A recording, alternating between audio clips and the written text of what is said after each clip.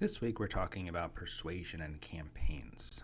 So before we get into how persuasion interacts with campaigns, I'm going to give just a little overview on what really constitutes persuasion. Essentially, persuasion is changing attitudes with the intent of affecting behaviors. So we can often target what we want someone to do, but we generally don't necessarily just simply get them to change a behavior. Often we want them to change how they think or feel about it, so that behavior may endure past that initial behavior change. So is that always true? No, not necessarily. We can certainly change someone's behavior without impacting their attitudes whatsoever. Sometimes we can use things like rewards, coercion, some degree of expertise. We can get someone to do something without actually changing how they think or feel about it.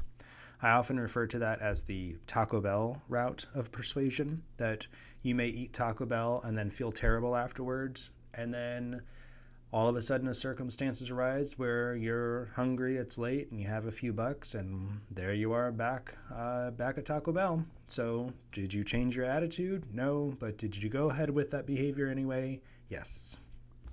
So I think it's useful to distinguish social influence versus persuasion. So persuasion is that intentional action where we're trying to change people's attitudes to change their behaviors. Social influence is where we might have an impact on others without necessarily intending to. So, for instance, I may post things online and people will see how I am behaving, the things that I'm doing, even though I didn't intend for people to copy what I was doing or to model my behavior. It's going to happen because people will see it and they might think favorable things about it. So when we think about campaigns, we don't want that unintentional outcome piece. We don't want to be socially influential. We want to be persuasive. We want to be intentional and hoping to make changes in a very specific way. So this is a very old image of Maslow's hierarchy of needs. As you look for new ones, they sometimes get a little too complex. But essentially, when we're trying to persuade people, you really need to focus on what is the need that people are looking to satisfy.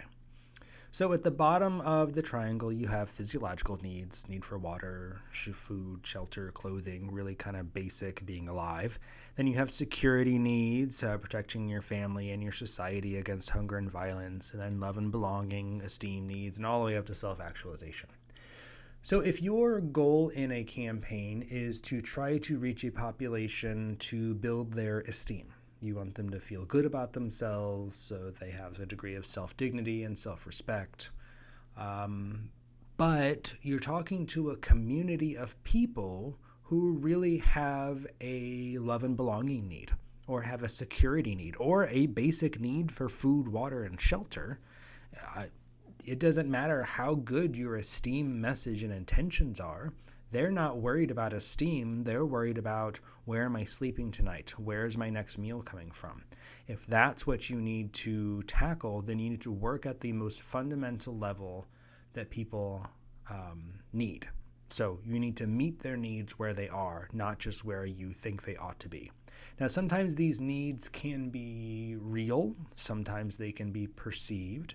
So sometimes people will think that they have a security need when that isn't really accurate based on reality, but they will feel that they need protection, and so you have to sometimes tell them why your esteem message is going to help them meet that security need. So you sometimes have to be creative about how you're satisfying the need while also pushing them to accomplish a higher order need as well. Now, when we're attempting to persuade people, that the link between attitudes and behaviors is very important. So one of the things that helps us make that connection for people is how important that topic is to us.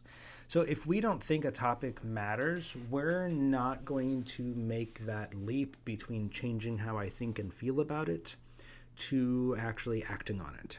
So, for instance, I might tell you that it's really important to vote, and you can think, yeah, that's probably true, but I don't really care that much about it. So a lot of people don't vote. You can also have instances in which social pressures can get in the way. So I might think, yeah, it's a good idea to vote, and I think it's really important. But I don't want to vote because I don't want people to ask me how I voted, and I don't want to tell them because I don't want to have conversation because I don't want to feel pressured that I did the wrong thing. So we can have instances in which social pressures can get in the way between how we think and feel about a topic and actually acting on it. There are other action constraints out there. So it may be physical, it may be monetary, it may be knowledge gaps. I just don't know how to do this thing. I would really like to work out every day, but I don't know how to do that. Or as it turns out, I have to work and go home and see my children. And so there isn't a time to do that, right? There may be some barrier that exists. The difficult thing about the attitude behavior link is that even if we have a positive attitude about something, even if I think it's important, even if there's not a social pressure or some other constraint preventing from acting, I may still not do it. That sometimes attitudes don't generate behaviors, and sometimes we have to push people in some way. So there are a couple of ways we can attempt to do so to make that connection a little bit stronger. One of the ways we can do that is with this idea of priming. We want to prime people's behaviors. So if you think about if you have a machine, you are trying to get it to start, like a weed eater. You're trying to get that engine to start. Sometimes we prime the engine. We will literally push a little button to pump some fuel into it so that it can start. We are priming it. We are getting the juices moving, and then we will do something to allow it to start. So essentially, what we're looking for is exposure to some media leading to a particular behavior, where I might not necessarily say, this is what I want you to do, but I will show it to you, so you're constantly thinking about it. Now, this is that time where that difference between persuasion and social influence gets a little blurry, right? So social influence just sort of occurs. Priming can be very intentional. So I intend to show you these images. So for instance, in this image, how does priming affect everyday life? If you see bananas and you think of yellow as something positive, then it influences how you perceive the world. And so it will subtly influence your behavior. If you see yellow things, you're going to think positive things about it. And sometimes we use that to our advantage. So there are studies of schools that paint their classrooms yellow. And yellow helps you perform on tests, that students learn better in a yellow classroom as opposed to others because it's a happy color. So if I want you to be happy in my business, I'll have lots of yellow, and that'll make you feel good. If I want to make you feel sad, I'll use lots of blue. That we have that association with certain kinds of colors, and we can have that with certain kinds of images, with certain naming, with certain logos, with certain brands, with certain kinds of behaviors. Now, the way that we accomplish this is repeated exposure. I can't just say, oh, you've seen a banana before, so therefore you like my company that has a yellow sign. No, it takes a lot more than that. It takes repeated exposure. It needs you seeing it over and over and over again so that it becomes so commonplace, almost automatic, that you create that association between that particular stimuli and that behavior. Now, something that can happen with priming is you can have something called the third person effect, which essentially says that this doesn't affect me, it affects other people. And so what will end up affecting my judgment, and I will deny that it is happening. I think it affects other people, but in the end, it really is affecting me. So we will often assume that seeing all those yellow things like, oh, people are so foolish for thinking that yellow is such a positive color, and they're going to go buy that company's brand because it has yellow on it, and that's ridiculous. I'm smarter than that. And then you go to the store and you will buy that yellow thing, and you will say it's not because it's yellow. You will come up with some other reason. But it really was because it was yellow. So that third person effect, we think this happens to other people, but in really, it still does happen to us. So now we're going to turn to a couple of approaches to persuasion that are useful for campaigns. One is the elaboration likelihood model. And the elaboration likelihood model, or ELM, is based on this idea that people like to think as little as possible. We are cognitive misers. We're kind of lazy. Thinking's hard. It's energy intensive. Makes our brain hurt. It takes work sometimes to find the information. But when we actually engage with a message and we're thinking about it, that leads to elaboration. Elaboration is where we generate thoughts that are beyond the message we've been exposed to. So rather than saying, oh, I read this message and then I repeat to you a sentence from it, I tell you my experience from it, what I thought about it, what it made me think of, what it reminded me of. And so I am pulling up memories and or generating new information based on my exposure to that particular message. Now, certain people are, kind of prone to do more or less of this, but in general, there are two kind of groups of responses that we tend to have to certain stimuli, and it leads to varying amounts of elaboration or issue-relevant cognitions. One is the central route, and one is the peripheral route. The central route is where I attend to the message. I am carefully going over the arguments and the information in the message itself. I don't really care who said it. I don't care how it was said. I don't care what color the paper was. Did you say something that was worthwhile? The peripheral route is where I will attend to things other than the content of the message. The fact that it was a long message makes me think, oh, you probably had a lot of good reasons in there, and so I'm going to be convinced by that.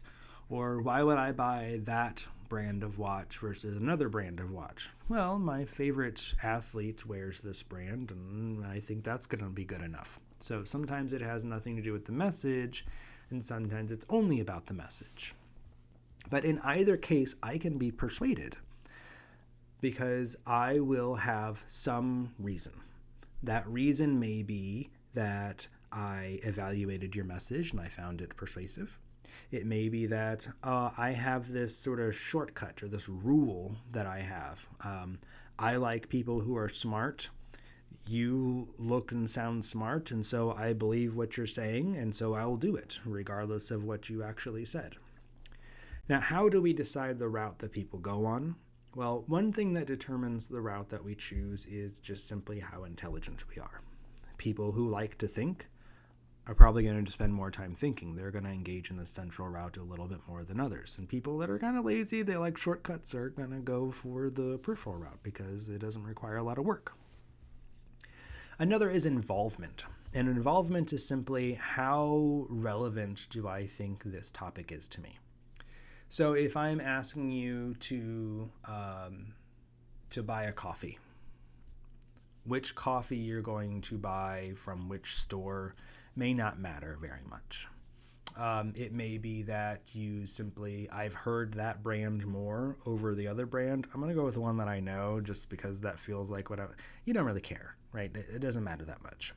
But if the outcome matters to you a little bit more, for instance, which kind of refrigerator are you going to buy? Boy, I don't know, but that seems to matter a bit more, right? And so the more it matters, the more I know about it, the more information you have available, and the more you're able to engage in more cognition, the more elaboration, and more likely the central route. Also, the initial attitude is going to matter. So if you have a very strong attitude about something, if you really, really dislike something, and someone's trying to tell you that you should like it instead, you can be pretty dismissive. I don't like you because of the topic, and it's easy for me not to engage with what you have to say. I just don't like you because of who you are, and that's it. There's also the extent to which just some people like to think. So need for cognition is the extent to which people just like thinking. The need for closure is the extent to which people just like to reach decisions. And so you can kind of think how those two things would play along with each other. So people who are like to think and don't like to reach decisions are probably the worst people to have in your life. They want to talk and talk and talk and talk and consider and go back and forth, but never really reach a decision. Whereas you can have people that don't like to think at all and need closure. They are the gut reaction. They don't want to think. They're going to come to the decision as quick as possible. And so those people are just going to go with peripheral cues as much as possible. They're not going to spend time attending to the message. And some people are going to attend to the message and make very careful, deliberate decisions. And some people don't like to do any of those things and they just run away. Another one to think about is reactance, or psychological reactance theory, which essentially says that when we are exposed to messages that are very demanding, that are telling us what to do, they impose threats to our freedom. And we like our freedoms. We like to be able to choose our own path. We like to make our decisions. No one can tell me what to do. I'm in charge of my own destiny.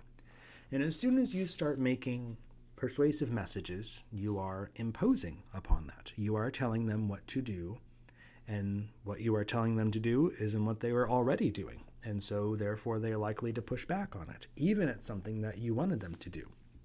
So the result of this could be a different kind of resistance that you're faced with. You can have destructive resistance, in which people will engage in the opposite of what you ask them to do. Hey, I really think you should not smoke cigarettes. Well, I wasn't going to smoke cigarettes, but now that you told me not to, I'm going to go do it, and I'm going to go do it a lot. You can have constructive resistance in which people just simply ignore the message. They ignore you, and that doesn't hurt them, but it doesn't really help you in the future. And so kind of the outcomes of this is that you just have to anticipate that no matter how good your message is, as soon as you start telling people what to do, you're going to be met with some resistance. And you have to understand if you can see that resistance as constructive. You have to allow the opportunity for someone to say no. You can't be so demanding that they want to run away from you. So a good example of this. Here is a flyer that was posted on a university I worked at before. This was the flyer for the blood drive. And it said, the need is constant, the gratification is instant, give blood. Not a lot of choice there. It just tells you to do it. Just go give blood. Now, as it turns out, that blood drives on college campuses are very poorly attended. Young blood is generally the best blood. It has shown benefits to help people who are older. And they would really like your juices to give to old people. But you don't want to give it. And one of the reasons is people don't like needles. Right, obviously, but also that's not really inviting, right? The need is constant. Give blood. Don't tell me what to do. Like, even if I was going to, I'm not going to. So what I had a student do some years ago is that we got permission to change the flyer, and all we did was add this at the top of the page. It's your choice to give blood. Will you choose to? And we had double the amount of blood donors for that blood drive. Just simply saying, hey, you have a choice. Do you want to do this?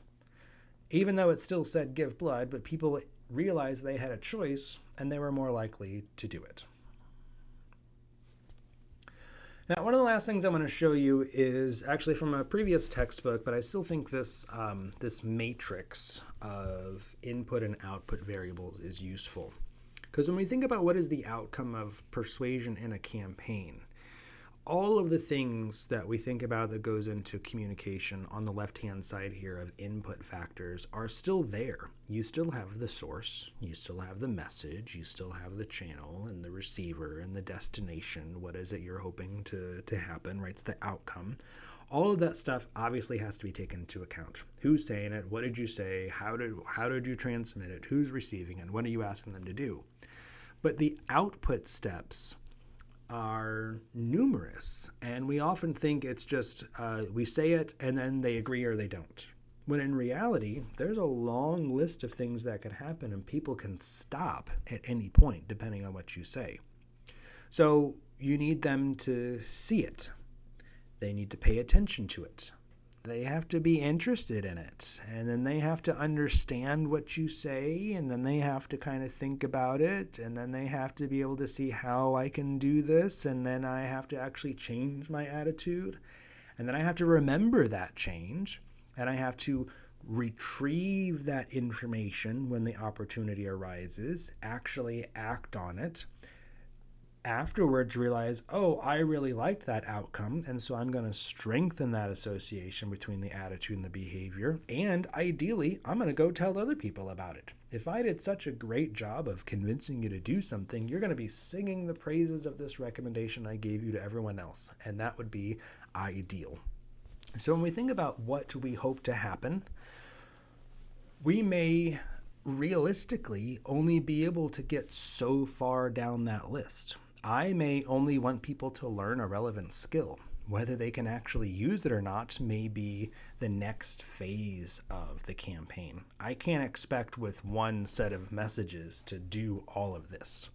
It's going to take a lot of work and a lot of time to get to someone who isn't doing a behavior to start convincing others to do the behavior. One instance of this that I'm going to show you is a campaign called the Unfair Campaign. This was a relatively unsuccessful campaign that occurred in Mankato, Minnesota. And it was an attempt to have people recognize white privilege. And so they posted pictures like this. And it has text written on these faces of white people, and it says, we're lucky we're white, we're lucky we're seen as normal, lucky that people see us, not a color, we're lucky we're lucky car doors don't get locked when we walk by. And then they have things like, if you see racism, speak up, break the silence. If you're not sure what to say, visit unfaircampaign.org. Now, when people saw this, the first thing they see is, we're lucky we're white.